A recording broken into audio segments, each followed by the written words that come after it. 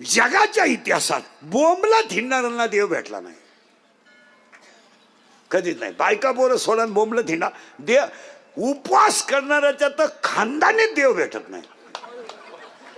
नाही, उपवास करणारी जी लोक आहेत ही मनोरुग्ण लोक आहेत, चक्रम लोक आहेत, ही डोक्यातून गेलेली लोक आहे, भरमिष्ट झालेली लोक आहे. आठवड्यातून एक उपवास ठीक आहे, 15 दिवसातून वैष्णव म्हणून एकादश ठीक आहे, महिनाभर श्रावण त्या बापानं धरला होता, महिनाभर अनलफडे सगळे चालू, काय उपवास?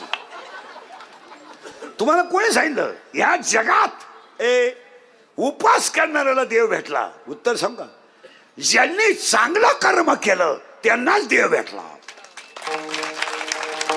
देव गण लावणाऱ्यांना भेटलाच नाही. खाजवीन तिकडे टिपका लावा गण, 16 हाताला आलाय गण, पावशर गण लागतोय काही लोकांना रोज. 9 रुपये पावशर गण दे लावून करायचं काय? परत मागे फिरा. मला जगात असा एखादा ग्रंथ सांगा, एखाद्या माणसाचं नाव का व्याजाचा धंदा करणारी माणसं नीट मेलीत. इथं 2-4 जण आहेत. तुम्ही गंध किती लावा तुमचं वाटोळच होणार. तुम्ही म्हणाल महाराज सोडून नंगाट का बोलला? 16व्या अध्यायामध्ये बारीक आहे का, 16व्या अध्यायात 473 ओव्या आहेत, 473. आणि 473 ओव्यांमध्ये 2च संपत्ती आहेत, दैवी संपत्ती आणि आसुरी संपत्ती. पण दैवी संपत्तीचे 26 गुण आहेत आणि आसुरी संपत्तीचे 6 गुण आहे. पण ओव्यांचा जर अभ्यास केला ओव्यांचा तर दैवी संपत्तीच्या ओव्या कमी आहेत आणि आसुरी संपत्तीच्या ओव्या जास्त आहेत. अध्याय उचका, मी आहे इथं आनंद ज्ञानेश्वरी उचका, कधीच नाही करणार. जेवढी कोट्याधीश लोक झाली, कोट्याधीश, एकही माणूस आतापर्यंत घरी मिळाला नाही.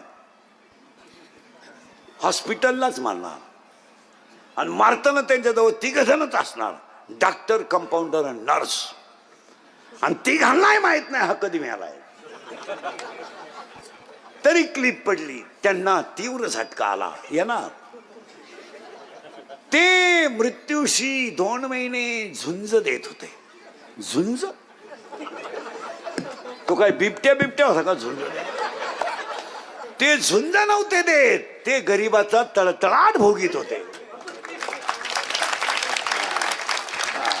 म्हणून एक ओवी सांगतो, ओव्या माझ्याकडे सकाळपर्यंत घ्या, पटलं तर हा म्हणायचं. फक्त मोबाईल बंद कर रे,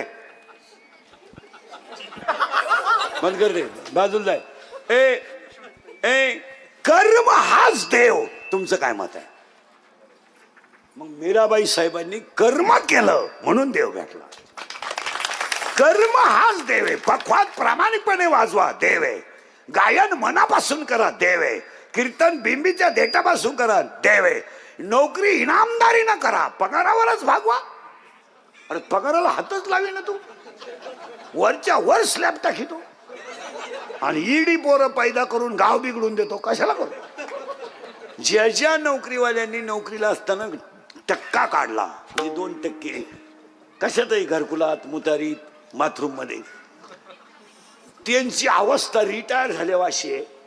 येडे होऊन येणार त्या गावात. कुत्रीचा मुका घे, बोकड्या बस, एकटेच बोला त्या, एकटेच हसा त्या, काही करतील ते, काही बी. तो तळतळाट आहे. मी सांगू एका मिनिटात, शेळीच्या गळ्याचं सड किती लोंबलं तरी ते दूध कधी देत नाही. काशातलं घुशीड किती चिटकलं तरी ते दूध कधी पित नाही. गाळातला बेडूक किती डरला तरी तो फुलाचा सुगंध कधी घेत नाही. प्रेताला किती जरी सजवलं तर ते उठून बसत नाही. पापाची इस्टेट किती कमवली तरी समाधान देऊ शकत नाही. पुन्हा उलट फिरा तिथंच, पुन्हा तिथं उलटच फिरा. तिथं उसाला किती लांब तुरा आला तर तो फायद्याचा नाही. साबरीचं वन किती मोठं लावलं तर ते फायद्याचं नाही, फायद्याचं नाही. पुन्हा ओवी सांगा, खडकावर पडलेला पाऊस कधी गावाच्या फायद्याचा नाही आणि भाजून पेरलेलं बी कधी उतरू शकत नाही, कधीच नाही. कधी तुम्हाला वाटतं तसं. पुन्हा उलट फिरवतो. कर्म हाच देव. मान्य फिट करा. अभ्यासापेक्षा सेट ज्ञान, ज्ञानापेक्षा सेट देवाचं गेलं बाबा. ध्यान. आणि दुसरी ओवी आहे कर्म हाच देव. कर्म. जगातले सगळे संत देवाकडे गेलेत, पण सावता बाबा असे संत आहेत देव त्यांच्याकडे आलेत. पुन्हा ऐका, अख्खं जग देवाची पूजा करतंय. अख्खं जग देवाची पूजा करतंय. देव तुकोबारायची पूजा करीत होते. अख्ख्या बाया उपवास करतात, पण देव जनीला जळू लागत होते. तुम्ही अभ्यास करा. अख्ख्या पुरी भजन करतात, पण देव मीराबाईचं विष पेत होते. असं उठ हे चालतच नाही. नाही नाही नाही, मला वाटतंय वाटूनच देऊ नको तुला. मला वाटतंय वाटूनच देऊ नको. तू एक तर हरिपाठ पाठ कर, नाही तर नदी येऊ निघ. तुला वाटूनच देऊ नको काही. ववी सांगू वासरू मेलं. वासरू मेलं गायचं. गाय काय दूध देत नाही. शेतकऱ्यानं आयडिया केली, वासरू फाडलं आणि त्याच्यात भुसा भरला आणि गाई पुढे ठेवला. गाईनं दूध दिलं. पण हा प्रयोग फक्त जर्शीलाच चालतो, गावराना नाही. गावरानला एका लाटात गडी घरात तांबे आणला. जर्सी तर काय नाही. जर्सी हे बरे ए बरे व इकडे रांगेत दे ना पाणी. कोण दे तर ते ठेव दे पाणी तिथं खाली.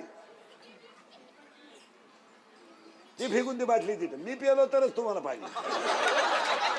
मी पिलोय. तुम्ही काहीच न करता दीड दीड बाटली आणली. मी तसाच उडतोय. म्हणजे बंगलेवाल्याला घरकुल असं आहे. माझा जीव चाललाय आडू आडून. त्यांनी बाटल्याच्या बाटल्या रिकामायच्या. म्हणजे रोजगार हमी काम कमी, निम्यात तुम्ही हमी. विठाला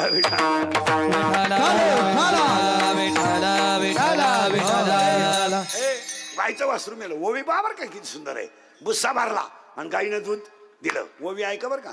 सत्याचा भोकसा काढला, आत तृण वटा भरला. ज्ञानोबा म्हणजे सत्य काढलंय आणि आज भुसा भरलाय. आता हीच ओवी महाराज मंडळीसाठी, हीच ओवी 16व्या अध्यायात आहे. अशीच वासराचा उगामा ठेवून या गाई पुढे, वासराचा भोत गाई पुढे ठेवून जो दूध काढतो त्याला बुद्धिमान म्हणावा, असं 16वा अध्याय म्हणतो. पण तुम्ही म्हणाल असं का? त्याचं उत्तर आहे, वासरू खोट आहे पण पाना खरा आहे. वासरू खोट आहे पण दूध खरं आहे. जग खोट आहे पण संतन ग्रंथ खरे आहेत. हे त्याचं ओळीचं उत्तर आहे. परत थोडं मागं फिरायचं. 3 ओव्या क्लिअर झाल्या. आता पुढची ओळी.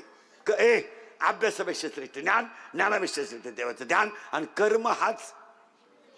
शेतकऱ्यानं एकच काम करायचं. काय करायचं? 18व्या अध्यायामध्ये 880 नंबरची ओवी आहे. किंबहुना कृषी जिने गोधने वर्तोन जियावे. त्यानं गाय पाळायची, बैल पाळायची. नोकरीवाल्यानं इनाम, काट्या दुकानदारानं व्यापार काट्याला झटका न मारता कमवायचा.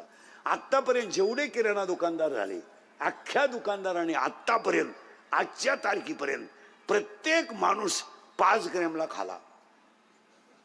किलो माग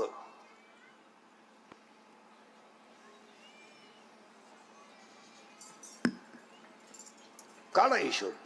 किती ग्रॅमचा किलो? अरे ग्रॅमचं किती ग्रॅमचा किलो? 1000. मग अर्धा किती? 500. पावशेर किती? 250. आणि आतपाव किती? 100. अरे 1001 तुम्ही 125. मला महाराष्ट्रातल्या एखाद्या दुकानात 125चं माप दाखवा. सगळे 20चेच आहेत. 120चं माप आहे. काहींचे दगडाचे. वांगे बटाटे विकणार तर दगडच ठेवतो डायरेक्ट. 250 नको 300 नको.